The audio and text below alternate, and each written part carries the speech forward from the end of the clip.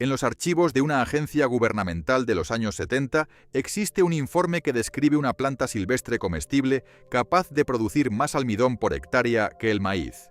Un superalimento acuático que crece sin fertilizantes, sin pesticidas, sin riego y que además purifica el agua contaminada. Durante milenios fue un pilar de la seguridad alimentaria de pueblos ancestrales, un remedio natural contra el hambre y la escasez. Hoy vas a descubrir por qué este alimento olvidado que te revelaré al final de la parte 1 fue borrado de los programas agrícolas modernos, qué nutrientes esconde en sus 6 partes comestibles y cómo las plantas medicinales silvestres pueden transformar tu visión sobre la alimentación real. Si quieres saber cómo reconocerla, recolectarla con seguridad y convertirla en comida real, quédate hasta el final porque te lo cuento todo en la parte 4. Si la naturaleza ya tenía la respuesta desde hace siglos, ¿por qué nadie te lo había contado? Parte 1. El expediente enterrado. Hay un documento que lleva más de 5 décadas acumulando polvo en los archivos de la investigación agrícola estadounidense. Fue publicado en 1975 en la revista Economic Botany, y su título planteaba una pregunta que, al parecer, nadie quiso responder. ¿Problema vegetal o cultivo del futuro? Los científicos que lo redactaron habían estado analizando una planta acuática silvestre que crecía sin ninguna intervención humana en humedales, ríos y lagunas de medio mundo. Y sus hallazgos eran difíciles de ignorar. Aquella planta producía entre 10 y 20 toneladas de almidón por hectárea solo desde sus raíces subterráneas. Para ponerlo en contexto, eso iguala o supera al maíz cultivado en las mejores tierras agrícolas del planeta. Y el almidón era solo la superficie del hallazgo. Otros estudios del Departamento de Agricultura de Estados Unidos y de centros de investigación europeos confirmaron que esa misma planta podía resolver carencias de proteína y almidón en regiones empobrecidas donde los suelos húmedos hacen imposible sembrar cereales convencionales. Una solución que la naturaleza ya tenía diseñada desde mucho antes de que existiera la agricultura industrial. Crecía directamente en el agua, se alimentaba de los nutrientes que contaminaban ríos y lagos, y a cambio devolvía alimento limpio y abundante. Pero hay un detalle que cambia todo el relato de raíz. Porque tras esas primeras evaluaciones prometedoras, la investigación simplemente se detuvo. Los fondos para ensayos a gran escala se evaporaron de un año a otro. Ningún programa agrícola oficial la incluyó como cultivo viable. Y poco a poco, sin que mediara anuncio público ni debate científico abierto, esa planta comenzó a aparecer en listas oficiales de maleza nociva e invasora en múltiples estados de Norteamérica. De candidata a superalimento a enemigo declarado del ecosistema. Así de rápido.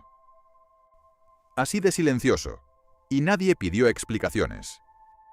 Y entonces ocurrió algo todavía más revelador. Durante el siglo XX, Estados Unidos drenó más de la mitad de sus humedales originales. Millones de hectáreas transformadas en monocultivos de maíz y soja que cada temporada exigen nuevas compras de fertilizantes químicos, semillas patentadas y sistemas de riego cada vez más costosos. Campos que se degradan un poco más con cada cosecha. Mientras tanto, esa planta acuática seguía creciendo en los márgenes, en los rincones que la industria consideraba terreno inútil. No necesitaba fertilizantes, no necesitaba pesticidas, no necesitaba riego artificial. Se expandía por cuenta propia, limpiaba el agua contaminada sin que nadie se lo pidiera y producía alimento suficiente para comunidades enteras. Lo que casi nadie sabe es que cada una de sus partes es comestible. Raíces, brotes jóvenes, hojas, tallos, polen y semillas. 6 tipos de alimento distintos en un solo organismo vivo. Ahora hazte una pregunta. ¿Qué sucede cuando un recurso completamente gratuito, que se regenera cada año sin intervención y no necesita de ninguna industria para existir, amenaza un modelo económico que mueve miles de millones de dólares anuales? La respuesta no es una prohibición directa. La respuesta es algo mucho más eficaz y mucho más difícil de detectar. El olvido planificado. Borrar algo de la conversación pública hasta que simplemente deje de existir en la memoria colectiva. Y eso es exactamente lo que pasó con esta planta. Si te gustan estos secretos de la naturaleza, dale like al video y suscríbete a Naturaleza Oculta.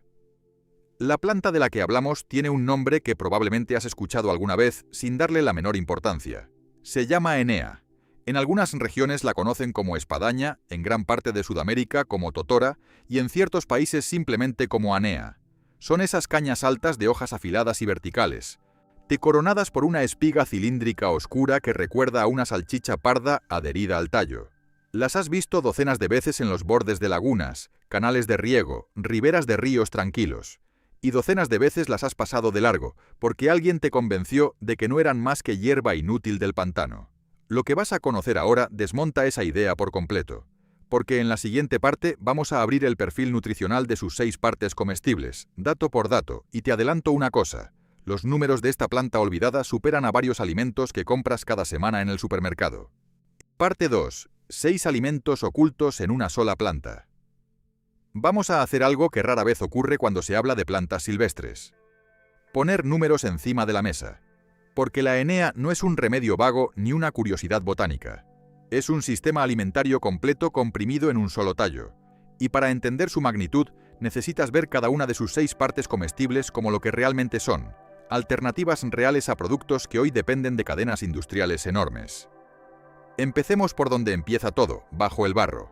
Los rizomas de la Aenea, esas raíces gruesas y alargadas que se extienden bajo el lodo de humedales y riberas, son el verdadero tesoro escondido. Contienen entre un 30 y un 46% de almidón, dependiendo de la especie y el momento de la cosecha. Eso los convierte en una fuente de energía comparable a la patata o la yuca, pero con una diferencia clave que casi nadie menciona. Su contenido en proteína ronda el 6 al 8%, lo que triplica el de la patata común, que apenas alcanza el 2 o 3%. Además, en calcio, los rizomas superan varias veces al arroz y a las patatas convencionales.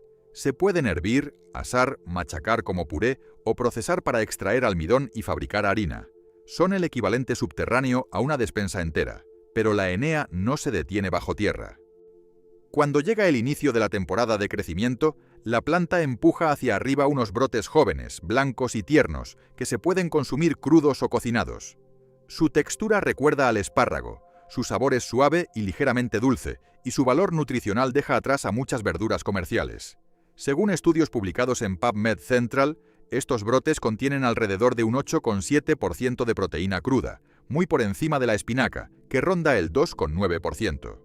También aportan grasas saludables en un porcentaje del 3,5%. Frente al espárrago comercial, los brotes de Aenea tienen la ventaja de crecer sin necesidad de riego ni fertilización, y en terrenos donde otros cultivos ni siquiera sobrevivirían. Y lo que sigue es quizás lo más sorprendente de todo. Cuando la Aenea entra en su fase de floración, la flor masculina libera un polen fino y amarillo que se puede recolectar fácilmente, secar y utilizar como harina. Este polen contiene entre un 20 y un 25% de proteína, según informes del Instituto Nacional de Salud de Estados Unidos y de PubMed Central. Compáralo con la harina de trigo común, que ronda el 10 al 13%. Es decir, el polen de Aenea casi duplica la proteína del trigo. Puede utilizarse para hacer tortitas, panes planos o como sustituto de polvos proteicos comerciales que cuestan varias veces más. Frente al polen de abeja u otras fuentes vegetales de proteína, el de la Aenea resulta más barato, más fácil de recolectar y además más rico en minerales como calcio y hierro. Las hojas también tienen lo suyo. Se pueden cocinar como verdura de hoja verde, aportan minerales esenciales como potasio y magnesio, y en algunos análisis superan a la espinaca y la col rizada en concentración mineral. El tallo, por su parte, esconde un corazón comestible, crujiente y jugoso, parecido al pepino en textura, con vitaminas A y C en cantidades comparables a las de hortalizas convencionales. Y luego están las semillas, pequeñas, abundantes y casi siempre ignoradas. Pero cuando se tuestan o se muelen, funcionan como un grano rústico que proporciona carbohidratos y energía de manera muy similar a los cereales tradicionales. Son el resultado final de todo el ciclo energético de la planta. Pero el expediente nutricional no cierra aquí, porque la Aenea no solo te alimenta, sino que además repara el entorno donde crece. Es capaz de absorber nitrógeno y fósforo del agua residual contaminada, hasta 33 kilogramos de fósforo por hectárea, según datos del Instituto Internacional para el Desarrollo Sostenible. Eso significa que convierte ríos y lagunas contaminadas en fuentes de alimento limpio. Comparada con otras plantas acuáticas filtradoras como el carrizo común, la Aenea resulta más eficaz en zonas de alta contaminación, con mayor capacidad de retención de carbono y nutrientes. Su producción total puede alcanzar entre 15 y 30 toneladas de materia seca por hectárea, superando al maíz promedio en tierras húmedas. Un dato para retener. Una sola planta puede sustituir lo que normalmente obtendrías de una huerta completa. Verdura de sus hojas, proteína de su polen, almidón de sus raíces, y todo sin comprar absolutamente nada a la industria. Ahora la pregunta inevitable es otra. Si tiene tanto valor, si los datos lo respaldan desde hace décadas, ¿por qué desapareció? Eso es exactamente lo que vamos a destapar en la siguiente parte. Y la respuesta, te lo anticipo, no tiene nada que ver con la botánica. Parte 3. La razón por la que fue borrada del mapa. Para entender por qué la Enea fue desterrada de la agricultura moderna, primero hay que mirar hacia atrás, mucho más atrás de lo que imaginas, porque esta planta no fue descubierta en un laboratorio de los años 70. Fue utilizada durante milenios por quienes mejor conocían su territorio. Los pueblos originarios de Norteamérica, desde los iroqueses hasta los paiute, excavaban los rizomas en otoño y los almacenaban para pasar el invierno. Cuando la nieve cubría los campos y ningún cultivo era posible, la Enea seguía ahí, bajo el barro, ofreciendo almidón fiable temporada tras temporada. El polen amarillo se recolectaba con cuidado, y se mezclaba con otras harinas y se usaba para hornear tortas o preparar gachas dulces. No era un alimento de emergencia, era un pilar de la dieta durante todo el año. Y esa misma historia se repite en Europa y Asia. En la Roma antigua y antes de ella, los humedales no eran tierra muerta. Eran despensas de agua dulce, lugares que ofrecían sustento cuando las cosechas fallaban. Hay un episodio que ilustra perfectamente cuánto valor real tiene esta planta. Durante la Segunda Guerra Mundial, el ejército de Estados Unidos planificó la recolección masiva de Enea para producir harina de almidón como fuente alimentaria alternativa ante la interrupción de las cadenas de suministro. Incluso la pelusa de sus semillas se utilizó para rellenar chalecos salvavidas. Todo estaba listo para una producción a gran escala. Pero la guerra terminó, y con ella el interés oficial. Lo que vino después fue exactamente lo contrario. Cuando la agricultura estadounidense giró hacia la industrialización masiva, la Enea pasó de recurso estratégico a estorbo clasificado. Y las razones son tan reveladoras como incómodas. La primera, la Enea no se puede mecanizar. Los humedales no son campos planos donde una cosechadora puede avanzar en líneas rectas. La planta crece densa, irregular, a alturas dispares, con rizomas enredados bajo el lodo. Las máquinas modernas exigen filas uniformes, terreno predecible y control total. La Enea no obedece ninguna de esas reglas. La segunda razón es todavía más determinante. No se puede controlar comercialmente. La Enea se reproduce a través de sus rizomas, un sistema de raíces subterráneo que se expande sin necesidad de semilla nueva. Basta un fragmento de raíz que quede en el suelo para que vuelva a brotar. No necesitas comprar semillas cada año. No necesitas fertilizantes. No necesitas pesticidas. Y eso rompe de raíz el ciclo de dependencia que sostiene a toda la industria agroquímica. Y la tercera razón es la que sella su destino comercial. La Enea no encaja en los sistemas industriales de almacenamiento y distribución. Los rizomas se deterioran rápido si no se procesan enseguida. El polen y los brotes jóvenes solo están disponibles en ventanas estacionales cortas. No se transporta bien a largas distancias. No se empaqueta con facilidad para estanterías de supermercado. No genera marca, no permite márgenes de logística ni campañas de marketing. Solo existe a nivel local, para comunidades cercanas, no como mercancía global que alimente balances corporativos de miles de millones. Y aquí es donde el panorama se vuelve especialmente oscuro. Porque no hubo una prohibición formal. Lo que hubo fueron incentivos para su erradicación y recomendaciones que la señalaban como especie problemática. Estudios recientes confirman que la expansión de la Enea está impulsada en gran medida por las alteraciones hidrológicas causadas por el propio ser humano y por el exceso de nutrientes que vierten los monocultivos. Es decir, el sistema de maíz y soja crea las condiciones exactas para que la Enea prolifere, y luego la culpa por invadir, justificando así el drenaje de más humedales para seguir plantando lo mismo. Un ciclo que se alimenta a sí mismo, donde el problema y la solución están diseñados para mantener la dependencia. Ese es el verdadero coste de este modelo. Y lo pagas tú cada vez que los precios de los alimentos suben con cada crisis energética, cada sequía prolongada, cada conflicto geopolítico que interrumpe el suministro. Mientras tanto, la Enea sigue ahí, creciendo en silencio en los márgenes de ríos y lagunas que nadie mira. Pero que tú puedas mirarlos con otros ojos depende de lo que viene ahora. Porque en la siguiente parte vamos a pasar de la información a la práctica. Cómo identificarla, cómo recolectarla con seguridad y cómo convertirla en algo que puedas comer hoy mismo. Parte 4. Recuperar lo que el sistema intentó enterrar. Toda la información del mundo no sirve de nada si se queda en la pantalla. Así que vamos a convertir este conocimiento en algo tangible. Si la Enea crece cerca de donde vives, y es muy probable que así sea, ya tienes acceso a un recurso que la mayoría de la gente ignora por completo. Lo primero es aprender a reconocerla. La Enea crece en grupos densos de 1 a 3 metros de altura, con hojas largas y estrechas que se mantienen erguidas como cuchillas. Su rasgo más distintivo es inconfundible: una espiga cilíndrica gruesa en la parte superior del tallo, de color marrón oscuro cuando madura, que recuerda a una salchicha. En su fase de floración, la parte superior de esa espiga produce el polen masculino, fino y amarillo, mientras que la parte inferior, más gruesa, corresponde a la flor femenina. Se encuentra en marismas, orillas de lagos, y canales de riego y márgenes de ríos con aguas tranquilas. Si hay agua estancada o de flujo lento cerca de ti, hay muchas probabilidades de que la Enea esté presente. En cuanto a la seguridad, un punto fundamental: la Enea no es tóxica. Pero como ocurre con cualquier alimento silvestre, importa qué parte recoges, en qué momento y de dónde. La regla más importante es recolectar únicamente en zonas con agua limpia, lejos de vertidos industriales, carreteras con mucho tráfico o campos tratados con químicos. El agua es el medio donde vive, y todo lo que haya en ese agua estará también en la planta. Los brotes jóvenes se consumen cuando todavía están tiernos y blancos, antes de que endurezcan. Se pueden comer crudos en ensalada o salteados brevemente. Su textura crujiente y su sabor suave los hacen versátiles en cualquier preparación sencilla. Para el polen, el momento ideal es el verano, cuando las flores masculinas están cargadas de ese polvo amarillo. Basta con sujetar la espiga sobre una bolsa de papel y agitarla para recogerlo. Se seca al aire y se almacena como cualquier harina. Los rizomas son la cosecha más sustanciosa. Se extraen del lodo, se lavan bien y se hierven durante 20 a 30 minutos. Se asan o se procesan para obtener harina. No conviene comerlos en grandes cantidades sin cocinar, porque el almidón crudo puede provocar molestias digestivas.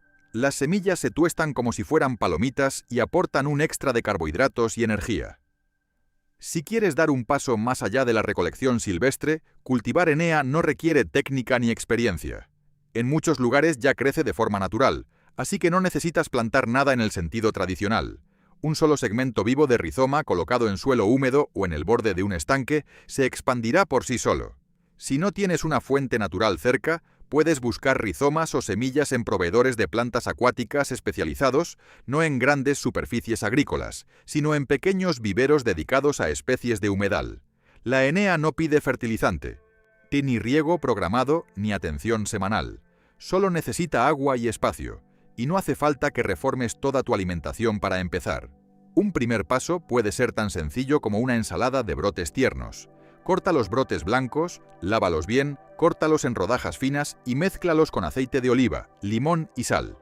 El resultado es fresco, crujiente y sorprendentemente parecido a una ensalada de pepino de primera calidad. Otra opción: mezcla una parte de polen con 3 partes de harina de trigo, añade huevo y leche y cocina unas tortitas doradas. El sabor tiene un matiz a nuez que no encontrarás en ningún preparado comercial, y la carga proteica es muy superior. Ahora piensa en un escenario que no está tan lejos como quisiéramos. Sequías prolongadas que agrietan los campos de cultivo, inundaciones extremas que sumergen tierras ya agotadas, suelos que pierden su estructura tras décadas de dependencia química. Y cuando el precio de los fertilizantes se dispara junto con el de la energía, los costes de producción alimentaria no se duplican, se multiplican. En todos esos escenarios, la mayoría de los cultivos modernos fallan del mismo modo.